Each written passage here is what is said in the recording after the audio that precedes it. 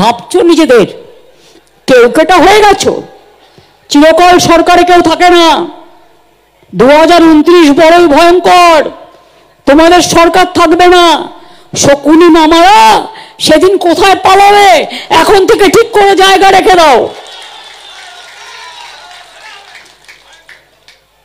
আমায় বাংলায় আঘাত করলে, কারণ মানুষকে আঘাত করলে আমি মনে করি আমাকে আঘাত করছে।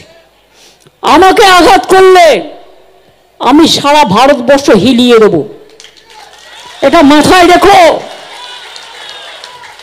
ইলেকশনের পরে আমি একটু দেশটা চষে বেড়াবো। গুন্ডাদের মতো ভাষা আমি প্রকাশ্য সবাই বলেছি, কোন সংবিধানকে সামনে রেখে মন্ত্রমূর্তির শপথ নেওয়া কোন জনপ্রতিনিধির মুখে এই ভাষা হতে পারে না। আমি বলবো পশ্চিমবাংলার মুখ্যমন্ত্রী নিশ্চিতভাবে এই ধরনের ভাষা পশ্চিমবাংলার শান্তিপ্রিয় জনগণ গ্রহণ করবেন।